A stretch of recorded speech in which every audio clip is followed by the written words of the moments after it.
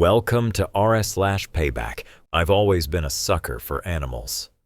Growing up, I had a few dogs, but it was my love for cats that truly defined me. I had a soft spot for them, especially the ones that were abandoned or neglected. I lived in a quiet neighborhood, a cul-de-sac where everyone knew everyone's name, and there was a strange sense of peace that seemed to envelop the place. The streets were always clean, the lawns trimmed, and everything in its place. But despite its suburban charm, something about the neighborhood was different. A community of stray cats had quietly made the streets their home. I had always noticed the cats wandering around, especially in the evenings. There was one that seemed to show up more often than the others, fluffy, golden, and with eyes that shone in the moonlight. Over time, I became accustomed to their presence, and I even started leaving out food for them. It wasn't much, just some leftovers or a few cans of tuna, but it made me feel good to know they had something. I felt like I was making a small difference. But then, one day, everything changed. It started off slowly, small, subtle things. Little things that didn't make sense at first.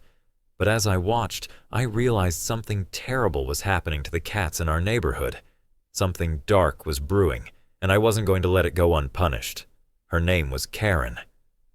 I hadn't noticed her much at first, but soon enough, she was impossible to ignore. She had just moved into the house across the street from me, and while the neighborhood was generally friendly, she was anything but. She wasn't the kind of person who waved at you from her porch or offered a friendly greeting. No, Karen had a presence about her, a cold, almost spiteful aura that made you feel uncomfortable just being in her vicinity. She was a woman in her late 40s with sharp features and a way of speaking that left no room for argument. She had an air of authority that didn't seem earned, as if she was used to getting her way. Karen prided herself on her clean home.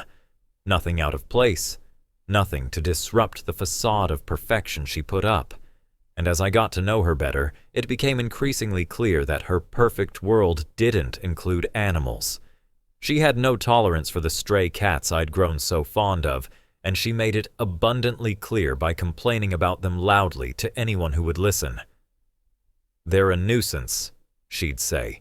"Dirty, diseased creatures that shouldn't even be allowed to roam around."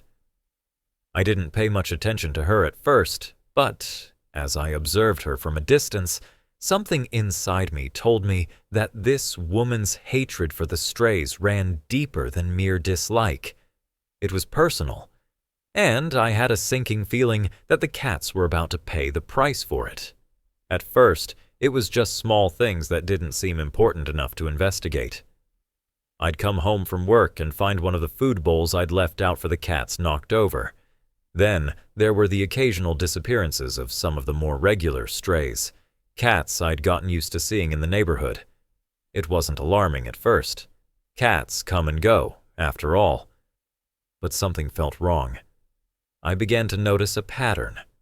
Food that I'd left out for the strays would vanish quicker than usual, and I'd find empty cans where I hadn't placed them. It didn't take long before I saw Karen outside, often standing by her window, watching the cats from behind closed blinds. She'd see me feeding them, but she never said anything, just stared. And then came the first strange incident. A note. It was simple, written hastily in block letters, and slipped into my mailbox one afternoon. "Stop feeding those filthy animals.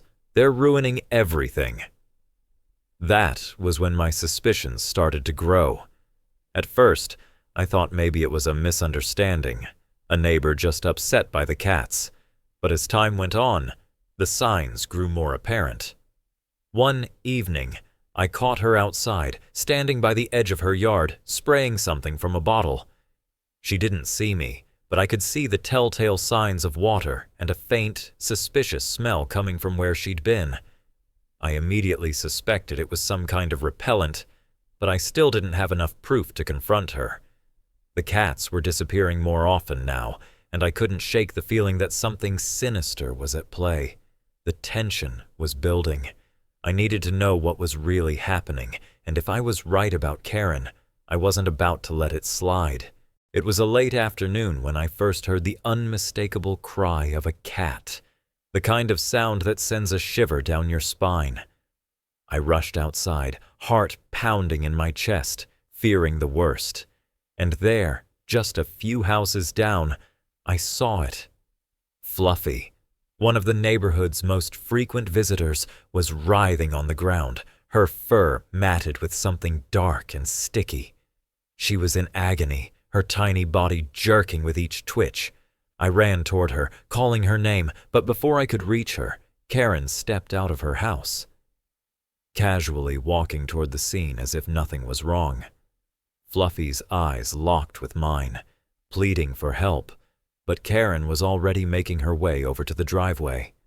She looked at me with that same cold, calculating gaze she always wore. "Leave it alone," she said flatly, her voice as empty as the look in her eyes. "The cat's fine. It's just having a moment." But I knew better. I saw the way Fluffy struggled to move, how her breath came in short, panicked gasps. There was no way this was just a moment. My frustration boiled over, and I confronted Karen, demanding to know what she had done. I accused her of hurting Fluffy, of causing her pain. But Karen, with a smug expression, merely shrugged and dismissed me. "It's a stray. It's not worth your time," she said, her words like venom. She turned her back on me and walked inside. I knelt beside Fluffy, unable to do anything. My mind raced. This couldn't be a coincidence anymore. Something was happening, and it was worse than I ever imagined. Determined to get to the bottom of this, I knew I had to gather proof. No one would believe me if I didn't have something concrete. That's when I decided to take matters into my own hands. I set up a series of security cameras around my property, hoping to catch a glimpse of Karen's behavior from a safe distance. But for a few nights, nothing happened. The cats still roamed around the neighborhood as usual, and Karen seemed oblivious to my newfound vigilance. My heart sank. Maybe I was overreacting. Maybe I was just being paranoid. Then, on the 5th night, everything changed. The camera caught something. A figure, silhouetted in the dark, sneaking into the yard with a small cage. The footage was grainy, but clear enough to make out what was happening. Karen was setting a trap. She placed a few pieces of food inside, and moments later, one of the strays, a tabby cat I recognized, was lured in. The door snapped shut. The cat yowled in terror, but Karen was already walking away, a smile creeping onto her face. I felt sick to my stomach as I watched the video replay. The cat was clearly trapped, and I had no idea what she planned to do next. I thought I might be able to scare her off with the footage, but I knew now that I needed more. I reached out to a friend, someone I trusted to help me gather more evidence. Together, we'd do whatever it took to expose the truth. The next day, I went out for my usual walk, hoping to clear my head. But what I found stopped me dead in my tracks. There, in the middle of the street, was a tiny body. It was one of the kittens from the litter I'd seen months ago, emaciated, bruised, and with a large gash across its belly. The sight was beyond heartbreaking. I felt my legs go weak as I bent down to examine it, the reality of what had been happening to the cats hitting me like a freight train. I immediately called animal control and the police, providing them with the footage I had gathered and the body of the kitten. They arrived quickly, but I could tell they weren't taking me seriously. They asked a few questions, took some photos, and promised to investigate, but their response was lukewarm at best. I tried to explain how this had been happening for months, how the strays were disappearing, but they were already moving on to the next call. I couldn't let it go. Not now. Not after what I had just witnessed. This was it, the breaking point. I knew I had to do more than just file a report. Karen's actions had gone too far, and it was time for her to face the consequences of what she'd done. I couldn't just sit back and wait anymore. I was done playing nice. The game had changed, and I was ready to take things to the next level. I had enough evidence now, and it was time to act. I wasn't going to let Karen get away with this, not when she had hurt these animals so mercilessly. I went all in, launching a full-scale campaign against her. The first step was mass reporting. I reached out to every animal welfare organization I could think of, alerting them to Karen's activities and providing them with the footage I had.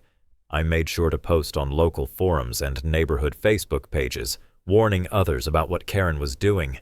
I reached out to a journalist who had written about similar cases before and asked for help in exposing Karen's cruelty. But I didn't stop there. I wanted Karen's actions to be known far and wide. I printed out flyers, complete with photos of the abused animals and a detailed timeline of events. I handed them out at local stores, posted them on lamp posts, and even slipped them into mailboxes. I was relentless. Soon I started tracking down other victims, other neighbors who had seen the same things I had. They shared their own stories, corroborating everything I had said. The pieces were all falling into place. It wasn't long before the community began to turn against Karen. People started talking about her cruelty, and suddenly she wasn't the perfect, untouchable neighbor anymore. She was exposed, and I wasn't going to stop until she faced the consequences. I knew Karen couldn't keep her mask up for much longer. The tide was turning, and I had done everything I could to make sure she would never be able to hurt another animal again. This wasn't just about revenge. It was about justice for the innocent lives she had destroyed. The battle had only just begun. It didn't take long for the authorities to respond. After my relentless campaign, the pressure had mounted. The media had picked up the story, and local animal rights groups were now involved. The police returned to Karen's house with a warrant for a search. This time, they were armed with the mounting evidence I'd provided. The videos, the photos, the flyers, and the testimonies from neighbors who had witnessed her cruelty. When they entered her house, they found things that made my stomach churn. Hidden behind the walls of her cluttered garage were cages, small, rusted, and filthy, some with traces of fur still stuck to the bars. In the yard, buried under a pile of dirt, they unearthed the remains of several dead animals. Cats, most of them. One of the officers recognized them immediately, confirming they had been poisoned. They even found bags of illegal substances stashed in a corner, adding yet another layer to her long list of offenses. The discovery was devastating. What I had suspected but couldn't prove was now undeniable. Karen had been systematically abusing, poisoning, and killing stray animals for months. The abuse was not only physical, but also deeply depraved, involving drugs and even cruel makeshift traps.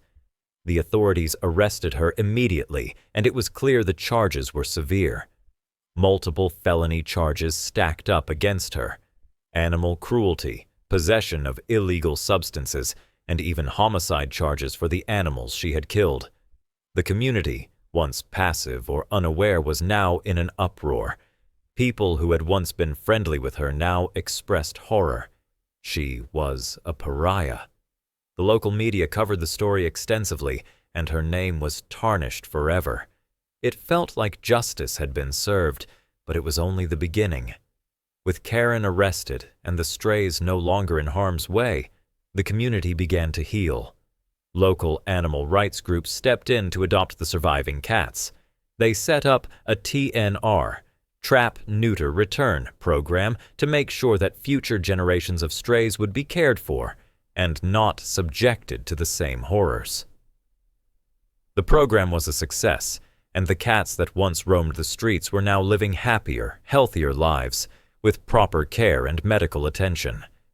Neighbors who had once turned a blind eye to the problem began to thank me, some even bringing over food or small gifts to show their gratitude. They apologized for not noticing sooner, for not having stood up against Karen's behavior. It was a small comfort, but it felt good to know that I wasn't alone in this fight anymore. As for Karen, her world crumbled. Not only did she face serious legal repercussions, but she was also evicted from her home. Her reputation was destroyed. The small business she had run collapsed, her friends cut ties, and even the people who had once admired her turned their backs.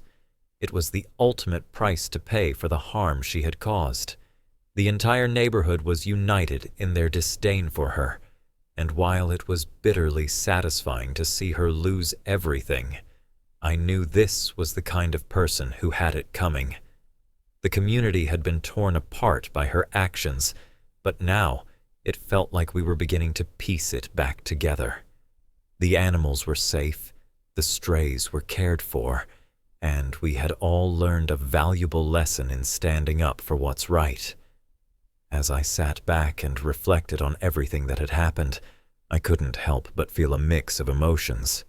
The anger and sadness that had fueled my revenge had been replaced with something quieter. Peace. I had achieved what I set out to do. Karen had been exposed, arrested, and her reign of cruelty had come to an end. The strays were safe, the community was healing, and justice had been served. But it wasn't without cost. There was a part of me that wondered if the whole situation could have been avoided. I thought about how close I had come to losing control, to letting the rage inside me dictate my every move.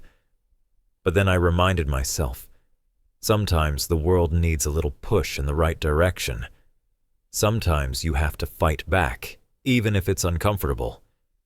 It was never just about revenge. It was about making sure something terrible didn't go unpunished. As I watched the cats play in the yard, knowing they were no longer in danger, I felt a deep sense of closure. I had done what needed to be done, and I could finally rest easy. I was at peace with the path I had chosen, even if it had been hard. And as I stood there, the warm sun on my face and the sound of playful meows in the background, I couldn't help but smile. Don't ever mess with cats, not in my neighborhood. That wraps up today's episode of r/Payback. If you enjoyed the ride, don't forget to subscribe for more epic stories.